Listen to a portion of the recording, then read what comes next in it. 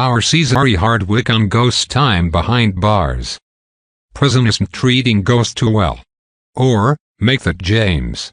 The Season 4 premiere of Power picks up right where things left off, with Ghost Omari Hardwick being booked following his arrest for the murder of Greg Knox and Bean. The drug kingpin has committed his share of crimes, but this wasn't one of them. Despite that fact, the evidence and his scorned lover Angela Lela Loren say differently. While Tommy Joseph Sikora, Tasha Naturi Naughton, Rotimi, and Kanan 50 Cent all had to scramble to figure out their next move, Ghost had to figure out how he would survive. On the advice of his lawyer Joe Proctor, Ferrera, the powerful criminal is trying to lay low and channel his club-owning, Samaritan persona James St. Patrick. Easier said than done, considering by episode's end has being beaten by a pair of guards, including one played by the late Charlie Murphy. To break down the big premiere, EW talked with Hardwick about how he slept at the prison to prepare for the storyline, the reason it was tough to work with Murphy, and why fans should be worried about Ghost. Entertainment Weekly: what were your first thoughts when showrunner Courtney Kemp presented you with the idea of Ghost going to jail? Were you excited for something different? Omari Hardwick: beyond excited. I kind of wanted it. At this point, going into Season 4, I'd say I have leverage stature increased enough where I could sort of pull her coattail on what I wanted. I'm typically able to speak with her, Curtis, and Chris Albrecht at Stars and pick their brain and tell them what I feel can aid the show. I don't think they would have asked me to be the lead if I wasn't someone who could add to the story arcs.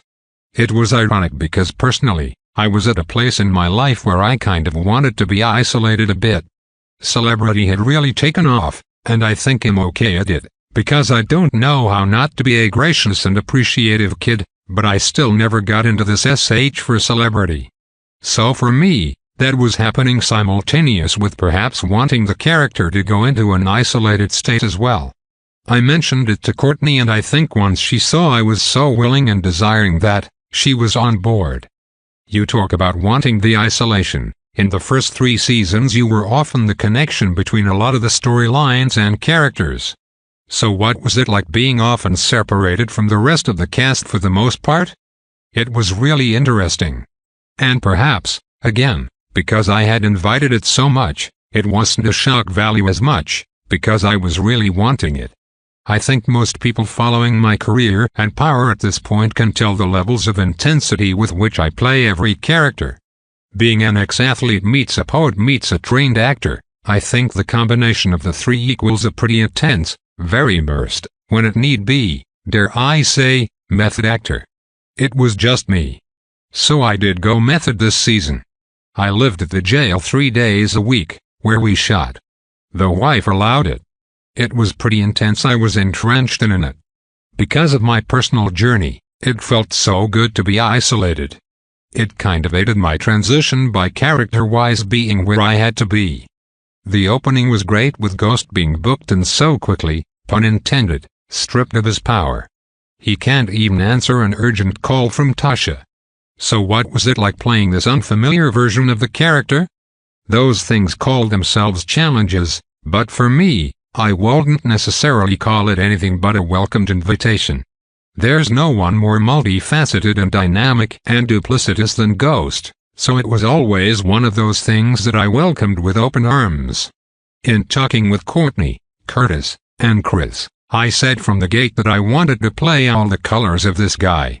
If as an instrument, I want to pick him up one day as a trumpet, one day as a saxophone, and then the following week turn him into a piano. Just play him at whatever best way I can figure out how to play him. So it was nice to be able to be vulnerable and different. Obviously, there's vulnerable moments, as Ghost is a father and a lover in so many ways. So has got to use that level of charm and charisma on a consistent basis. As an audience, we can never put our finger on when he is being honest or truly vulnerable or compassionate or whether he's being manipulative to get whatever he needs to get, which is part of what makes him so cool. But I definitely love the moments this year where I was able to play him more like a wind instrument. He was not as strong as the bass guitar we usually know him to be. It's kind of interesting to be quiet, to not know what to say, to have Proctor tell Ghost what to do. I'm not used to as a character being told what to do. I loved it. The episode ends with maybe his weakest moment to date as he gets a beat down at the hands of the guards. Moving forward, will it prompt him to snap out of James and back into Ghost for self-preservation's sake? I always liken this guy to several different powerful people in life, whether to King Herod, Pablo Escobar, President Obama, or President Clinton. No matter what you say about them, you can't argue their intelligence. But at this moment in time, I guess we'd say for the first and 4 seasons, Ghost is Jekyll and Hyde.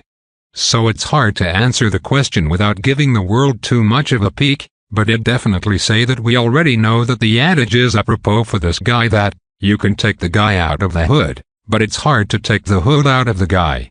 I would definitely say if Ghost got James in with the antics and actions that it's kind of ironic that Ghost would have to be the one to break him out or get him to remain safe at night when he closes his eyes, even though he only closes one eye. Has James as much as he can be James. Nobody in jail wants to see Jamie. Has a 14-year-old love-struck puppy who is addicted to a dream that he had of being with a girl. I don't necessarily think Jamie is ever present this season. But is definitely putting on James as much as possible, but I don't know how you can survive in jail without Ghost coming out. In being isolated from much of the cast, many of your interactions are with the late Charlie Murphy. Who's known as such a comedic legend, so what was it like to work with him, particularly on the project opposite of what who's known for? When they said cut, it was interesting because I needed that isolation so much and it was really difficult because he wanted to talk. Who's chatty as a lot of comedians are because they're so brilliant and the mind never stops. Dramatic actors particularly are quiet and Ghost is so quiet. And you're never that far from the character you're playing, so as an actor, I'm super quiet.